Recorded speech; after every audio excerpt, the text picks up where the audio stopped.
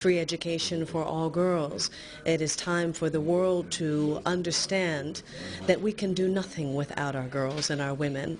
Madam Jaisedi also received in her office Bakary Papa Gassama, a Gambian referee selected to officiate in the 2014 Brazil tournament.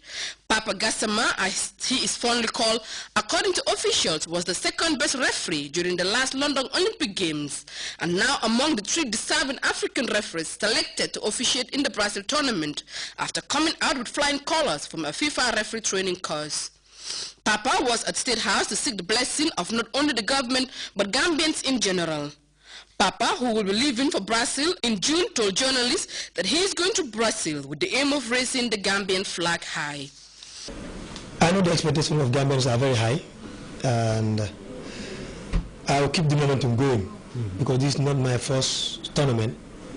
I have been to 7 tournaments, and all those tournaments I have been among the best 4 referees. Being in the best 4 referees means playing in the semi-finals. In all tournaments I have been, I was part of the referees who officiated in the semi-finals. So I know the expectation of the whole country is high, but let them just keep on praying as they normally do for me. Inshallah, I will do my best. Sure. Officials of the International Islamic Trade Finance Corporation of the Islamic Development Bank were the last to be granted audience by Madam Jaisedi. After the meeting with the country's number 2, the ITFC officials spoke to journalists about their mission to State House. This is actually not the first time. She always been very supportive to the IDB group and especially to the International Islamic Trade Finance Corporation. And definitely all the time we are enlightened with her really very wise advices toward the how do we intervene in Gambia, and also benefit from her advices in expanding the relationship with Gambia. As you know, Gambia is a member country of the IDB group and of ITFC, which is the as I said, the International Islamic Trade Finance Corporation, which is an affiliate of IDB Group. And we have, of course, a very important portfolio in Gambia. We have now almost exceeded close to 300 million trade finance operations in Gambia, around 30 operations. We also support actually the very important strategic sectors in Gambia, like the energy sector and also the agricultural sector. So we are definitely all the time try to come and try to boost this kind of a relationship, and every time we come we find very, very good support from Her Excellency and from His Excellency the Governor of IDB, the Finance Minister, and and also His Excellency the Governor of the Central Bank and all the officials in Gambia. Aissatou Badiane Sarr, Grts. That story by Aissatou Badiane Sarr takes us to our first break, but we'll be back with news from outside the Gambia.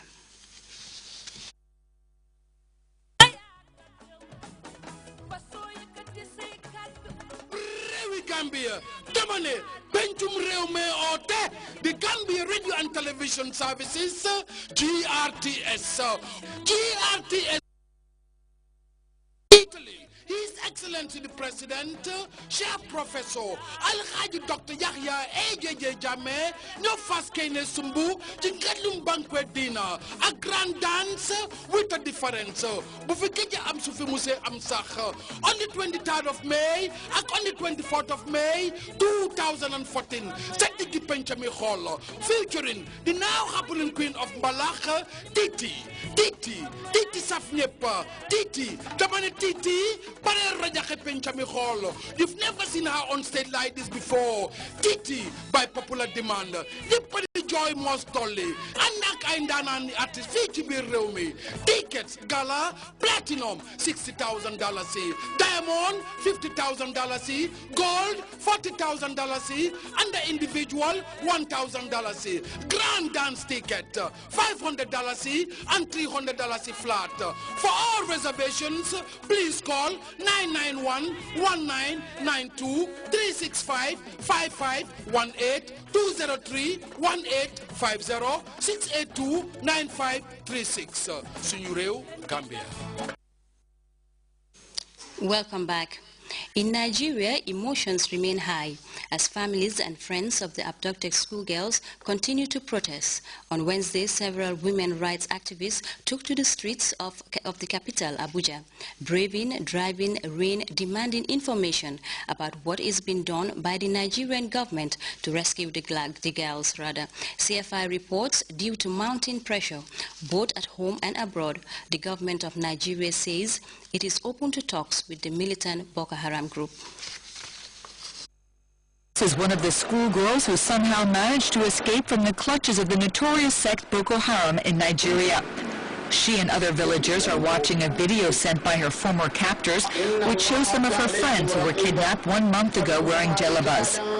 Emotions are high as the families, neighbors, and friends of the girls recognize their faces on the video. I'm feeling happy because we see our friends, but we want to go and bring them for us. Seeing the girls on the video was heart-wrenching, but at least it proved that at least some of the 223 kidnapped girls are still alive. I have seen my daughter on the screen. I saw her, she was not as how I know her, but she looks so stiff like that. The Boko Haram video of the kidnapped girls served to make people in Nigeria and around the world even angrier. Rain in the capital Wednesday did not prevent several women's rights activists from demanding the government of Nigeria account for its actions so far to save the girls. Now we want them to go and get them. We ask for go get them, so we know you can protect us at all times. That's it. The governor of the northeast region of Nigeria, where the schoolgirls were kidnapped, spoke out on Tuesday. Demonstrators demanded information on exactly what the authorities are doing to bring back the girls.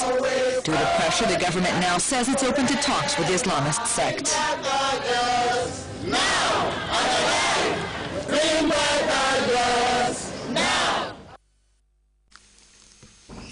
In western Turkey, officials now say more than 230 people are dead after a coal mine explosion and fire, and hopes are fading for hundreds of miners who are still trapped inside. Rescuers say they are still trying to reach one group of miners stranded about 1 kilometer underground, although they don't know exactly how many workers are stranded at the mine. The total number could be more than 400 people. The government says the fire started when a transformer exploded. The Turkish Prime Minister was at the site and he is expected to make a statement. CNN's Ivan Watson reports. That is the source of this disaster. It took place on Tuesday, reportedly during a shift change, when there could have been, according to different accounts, 600 to 800 coal miners at depths of 1 to 2 kilometers beneath the surface here in this coal mine. So that is part of what has complicated the rescue efforts here. Most of the deaths we're hearing have been a result of carbon monoxide poisoning. Of course, you're in an enclosed space deep below the surface with a raging fire, and that, of course, uses up the oxygen supply in that area. This is a mining district. The surrounding mountains have been completely razed and pulled down by the substantial mining operations in this district of Turkey, and we drove through the nearest Soma, and there you have probably more than 1,000 Turkish security forces deployed, barriers along the main road through town, and hundreds and hundreds and hundreds of residents who have gathered outside the heavily guarded entrance to the hospital there, lining the streets. It's clear that this disaster is hitting this community in western Turkey very, very hard, and it has raised fears among some senior Turkish politicians that this could, when the operations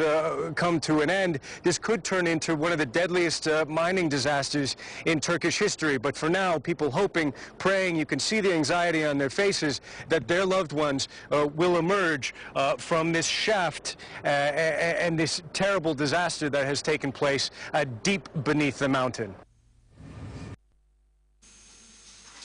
Over now to Ukraine, where authorities say they are sitting down with regional officials today to try and ease the crisis in the country's east.